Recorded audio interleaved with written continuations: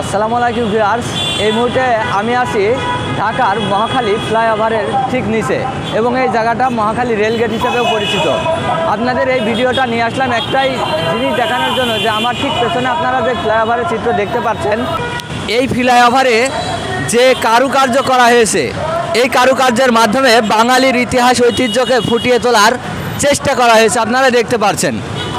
আমি একটা জিনিস বোঝাতে চাচ্ছি যে এই যে কারুকার্য, এখানে মাছের চিত্র দেওয়া হয়েছে, বেশ মানুষের চিত্র দেওয়া হয়েছে, অন্যান্য হরিণের চিত্র দেওয়া হয়েছে। তো এটা নিয়ে আমাদের কারোর মাথা ব্যথা নেই, মাথা ব্যথা থাকার কথাও না এবং থাকা উচিতও না।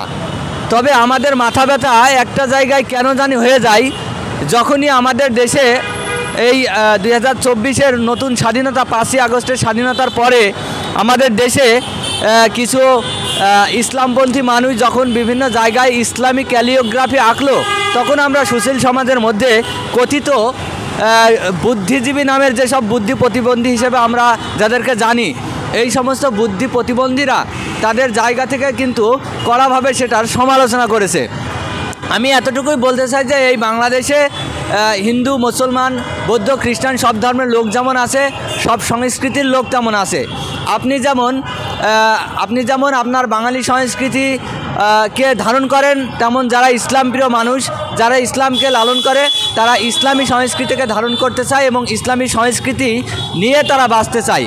তো আমাদের কথা হলো, আমরা যখন ইসলামী সংস্কৃতির কথা বলি, তখন কেন আমাদের গায়ে জানি একটা চুলকানি চলে আসে। আমাদের সমাজের যারা এই সুশীল নামে অশীল মস্তিষ্কের লোকজন রয়েছে, তাদের মধ্যে এই প্রবণতা আমরা দেখতে পারি। তো এই ভিডিওর মাধ্যমে আপনাদের এতটুকুই বলতে চাই যে মহাখালী এই ফ্লাইওভারের কাছে যারা এসেছেন তারা হয়তো দেখেছেন, তবে যারা দেখেননি তাদেরকে বলি, এই মহাখালী এই ফ্লাইওভারের টোটাল বেশ খানিক জায়গা জুড়ে এই ধরনের চিত্র আঁকা হয়েছে। এটা সম্ভবত 2024-এর স্বাধীনতার পরে এটা আঁকা।